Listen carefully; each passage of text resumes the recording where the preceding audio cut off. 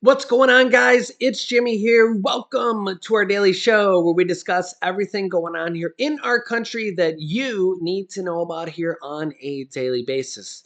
And well, we're starting to see another financial meltdown happen right before our eyes. Check this out.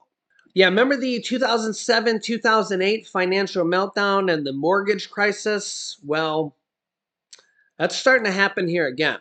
You can see here, home prices are now falling faster now than in 2006, which caused the 2007-2008 financial meltdown. Redfin CEO, that's a housing company, just revealed why. Yeah, the pandemic housing boom, which we've seen here recently, unleashed an investor mania unlike anything the US housing market has seen since the housing bubble. Average Joes poured into the market in hopes of building Airbnb rental empires. Institutional investors like Blackstone owned Home Partners of America quickly expanded their single family home portfolios. This was part of the reason why homes were selling for over asking price and getting multiple bids the day of homes going for sale. Home builders eager to strike while the irons were hot broke ground on a number of spec homes, while iBuyers like Opendoor and Zillow ramped up their algorithm home buying programs. Now, fast forward to October and November, that investor mania has been replaced by investor panic. The now starting home housing correction, U.S. home prices have now fallen almost 2%, and that was back between June and August. We don't have new recent data, it appears yet, has scared many investors to the sideline. That marks the first national home price decline since back to 2012. Yeah, the investor pullback makes sense. While most housing economists don't foresee a correction on the scale of the great financial crisis, U.S. homes back then fell 27% between 2006 and 2012. Wow. But they do acknowledge that this home price correction is sharper than it was in 2006. The lagged Case-Shiller Index already shows that home prices in San Francisco, for example, are already down 8.2%. Yeah, and part of the problem here is that investor mania alone sent U.S. home prices up 43% during the pandemic housing boom. And a lot of this made homes unaffordable for a lot of people. And a large cause of this, if you want to point to a cause, was that interest rates were really, really cheap. They were, by historical standards, as cheap as they had ever been. I mean, you could get a home mortgage in the 2% range or 3% range, which was really the best deal you could have ever got. Hopefully you refinanced, got something that cheap. It was just absolutely astounding. But now mortgage rates are now above 7%. So we've gone from mortgages in the 2% range or 3% range to now in the 7% range. So more than double.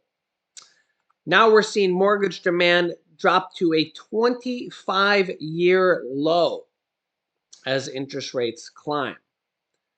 And the problem here is that this alone can add a significant amount to your mortgage. You can see here a quick Google search says that the median home price in the United States is $428,000. In some parts of the U.S., you can't even buy a home for that price. Some parts of the U.S., you could buy a good home for that price. But we'll just take that as the average price here in the U.S., okay? Well, Google now says that the average interest rate here on mortgage calculator is 7.8%. Yikes. That's unbelievable, but we'll go with that here. Well, on a $428,000 home, when the interest rates were 3%, remember, you actually could get them for a little bit below 3% at one point. But at 3%, a $428,000 home was $1,800 a month. Okay, now $428,000 at 7.7% is $3,070 a month. This doesn't include taxes and fees. So you still have to pay your own taxes on top of that. So your taxes could be $500 a month or $1,000 a month on top of that. So we're just going with just the mortgage and the interest is $1,200 a month more, $1,270 a month more just because of the interest rate, guys. Just because of the interest rate. Now, if you say the interest rate is just 7% instead of 7.7, it drops to 28.50. You can see how much the interest rate alone matters here, guys. 28.50. That means that it's $1,000 more a month here. This is why interest rate matters so much, guys, so much. And remember here that credit card interest rates as well have already reached or went past all-time highs at just about 19%. So remember, those mortgage rates were at 7%. 7%. Credit card interest rates, the average percent is at 19%. That's the average. And you can see here, credit card interest rates, APR, annual percentage rate, which is the interest you pay annually every single year, are set to blow past all-time highs, which means they're going to completely just blow past it and be well past that. Honestly, we're going to have 20% average interest rates here soon. That's the average. That's the average. Okay? That means that some people are paying well higher than that. Some of these credit cards are at 35 and 36%, which basically means if you're paying 33% interest, that's every single year, 33% times 3 is 100%. That means you're paying 100% interest in 3 years. That means that you've paid 100% of the balance in 3 years. That means if you have a $10,000 balance, you're paying $10,000 in interest in 3 years. Or if you have $10,000 in credit card debt and you have a 20% interest rate, you're paying 20% of that in interest every year. So 20% of $10,000 is $2,000 in interest. That's what you're paying every single year in interest. Yeah, that's why credit card. You know, Mark Cuban here. If you know Mark Cuban from Shark Tank, here's what he recently said. Mark Cuban has pretty strong feelings about credit cards. Here's advice you can learn, or here's what you can learn from his advice. He said, quote, cut up your credit cards. If you use a credit card, you don't want to be rich. The first step to getting rich requires discipline. He said, quote, that credit cards are the worst investment you could make. Admitting that, I should have paid off my credit cards every 30 days. Because if you pay them off every 30 days, every time you get a statement, you don't pay any interest. He said, Mark Cuban summed up his best personal financial advice in one sentence from his dad. Don't use credit cards unless you pay them off every single month. Then you can actually get rewards from them. But you know, the problem is that credit cards actually hurt the poor and the low income the most, because what happens is if you go buy $100 in groceries and you put it on a credit card, what you actually end up doing is you actually end up paying $150 or $200 in costs for those groceries. So you actually end up paying more in groceries for those groceries. So it actually, and as opposed to if you just paid cash or just paid with your debit card, you're actually paying more for the groceries or for gas or anything. So it's really a tough situation, and the problem is the Fed keeps raising interest rates and raising interest rates and raising interest rates. Yeah, and the problem is the Fed is going to raise interest rates here yet again in December.